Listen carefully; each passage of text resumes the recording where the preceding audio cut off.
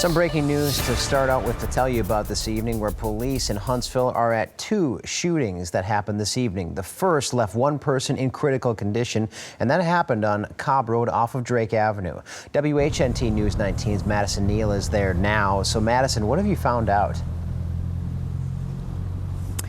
Joel, I'm here at Villa Madrid Apartments right now, where police have started clearing the scene. Not much activity going on behind us at this point, but earlier there were a lot of flashing lights, a lot of police on scene. They say that a male was shot here at Villa Madrid Apartments off of Drake and Cobb Road. They said that that male was transported to the hospital in critical condition, but officers here earlier told us even though he's in critical condition, he's expected to survive his injuries. At this point in time, they're not sure what led to the shooting, so they're here investigating, trying to learn more details. They tell us that the call came into them at around 8 or just before 8 o'clock tonight, so they've been out here working the scene for a little while, trying to gather some more information. But at this point, they say the suspect or the victim is not being cooperative, so they're not able to gain a suspect at this point in time, but they're still out there looking, searching, trying to figure out exactly what took place here at Villa Madrid Apartments. Again, I am in southwest Huntsville off of Cobb and Drake. Reporting live in Huntsville, Madison Neal, WHNT News 19. Thank you, Madison. The second shooting happened between the Marathon gas station on Jordan Lane near Sparkman Drive and Pulaski Pike. Huntsville police say one person was shot and went to the hospital, but in that case was not seriously hurt. Both of these stories are developing situations, and we will be sure to bring you the latest information on air on WHNT.com and on our News 19 app. A city leader in Guntersville has been arrested in Albertville. Police charge Robert Sanchez Watkins with distributing a private image with the intent to harass, threaten, or intimidate the person in the picture.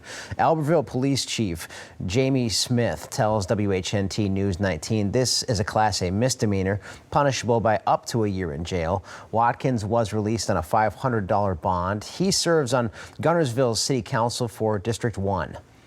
Some new information now about a deadly crash that happened near Arab on Monday afternoon. A 16-year-old girl who was riding in one of the cars died on Friday afternoon after she was seriously hurt. The crash happened 2 miles south of Arab on US 231 when a Nissan Xterra slammed into a Cadillac DeVille head-on. Alabama State Troopers tell us the teen wasn't wearing a seatbelt and was flown to the hospital. The two drivers, Roger Fortenberry and Kelvin Hathcote, were also hurt, but they did survive. Troopers say they're still looking into how this happened. In 2 months, a Huntsville police officer charged with murder will go to trial. Madison County Circuit Court Judge Donna Pate set Officer William Darby's trial to begin on February 24th. Officer Darby is charged with the shooting death of Jeffrey Parker, which happened at Parker's home on Doremus Avenue in April of last year. Darby was originally cleared of wrongdoing by an HPD Incident Review Board, but the case was presented to a Madison County grand jury, which indicted Darby for murder in August of last year. Darby is due in court on January 17th for a pretrial hearing. Governor Kay Ivey's office is offering reward money for anybody who can help find Peyton Houston. Houston, who is from Trussville, was last seen last Friday at a bar in Birmingham. Police say Houston left the bar around 10:45 that evening with two men. A friend told police that Houston sent a text message saying she didn't know where she was and felt she was in danger. Governor Ivey announced on Friday that her office would offer a $5,000 reward for information that can help find Houston. Two people are behind bars this evening after a trespassing call that happened in Morgan County. Sheriff's deputies there say they were called to Lake on Trade Day, and they found a man and a woman who they say was living in a storage building. After talking with deputies, the two surrendered and were taken into custody. Suzanne Bishop was arrested for an outstanding warrant in Coleman, and 28-year-old Lee Dodgen was arrested on an outstanding child support warrant in Morgan County. School leaders in Jackson County are spending close to $1 million to build a new center to offer science and tech classes. Inside the 66,000 square foot building, the school board approved building an innovation center. They say classes that they'll be able to offer include trade, dual enrollment, AP, core, and fine arts. The building and 30 acres cost the district about $850,000. School leaders tell WHNT News 19 a center like this will give their students more opportunities. Right now, our students are getting a good traditional education, but it's not preparing them truly for the workforce. And so we know that we need to up our STEM education. We need to increase robotics, computer programming, cybersecurity. Buckner says buying the property was cheaper than renovating and updating the current tech school. He says they hope to finish construction by fall of 2021. Well, from putting up the Christmas lights to taking them down, homeowners will tell you that neither job is a whole lot of fun. Thankfully, there is a lighting company in Huntsville who will do it for you. And as WHNT News 19's Madison Neal found out, the couple who went into business together say this has been one of their best Christmases yet. There's something about twinkling lights that help make this season bright of January. In Huntsville, Madison Neal, WHNT News 19. Redline Services provides lighting for homes and businesses across Madison County. This year, the Cycles say they also picked up a few clients in Limestone and Coleman counties. Well, Christmas is a time of year when families are eager to help others, but a group helping Huntsville's homeless say they need all the help they can get 12 months a year, and we'll tell you how you can help pitch in. Leading up to Christmas, many families are in a giving spirit, but nonprofit groups around Huntsville and Madison say they are in need even well after the holidays.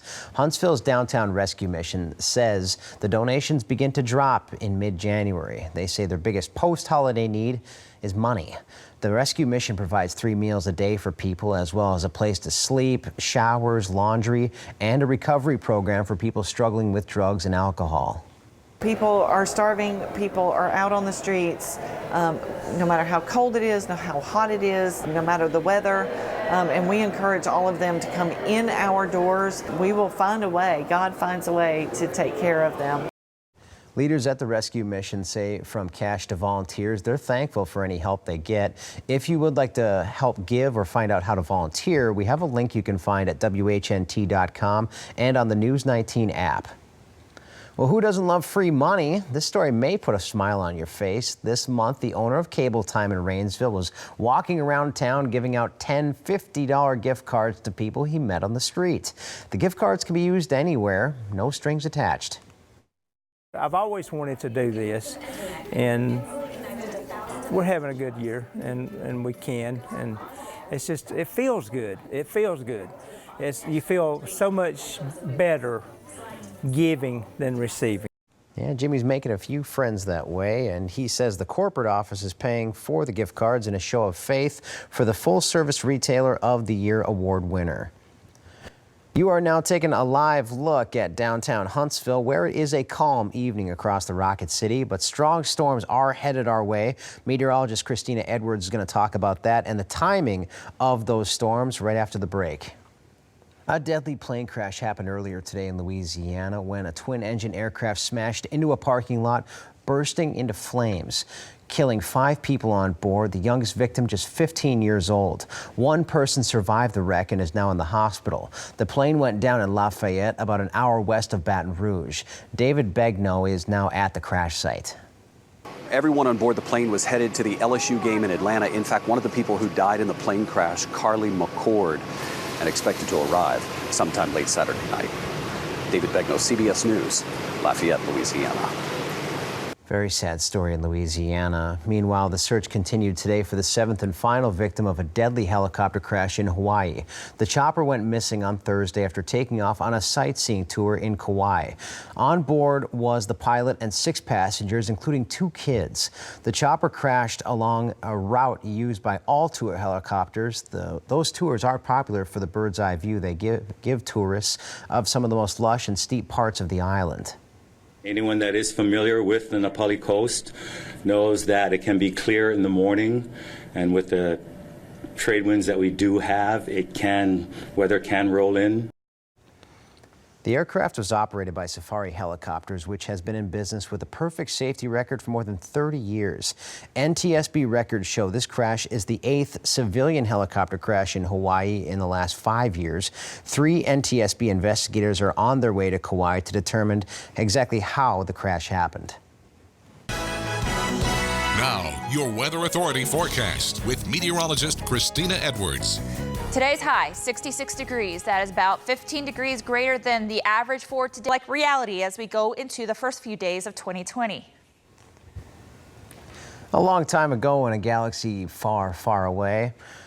Okay, so it was Hollywood, California in 1984. But WHNT News 19's Jerry Hayes traveled out west to meet Star Wars actor Mark Hamill.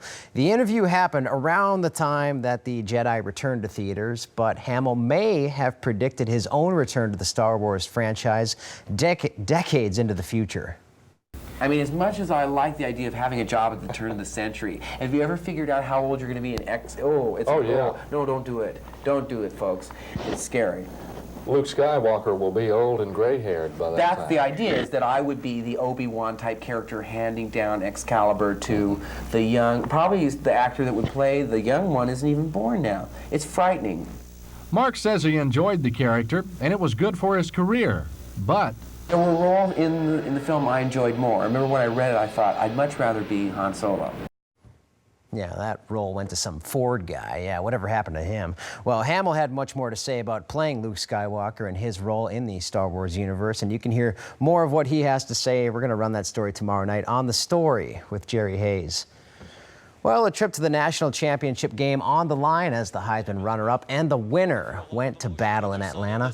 Rocco will have highlights from the college football playoff next in sports.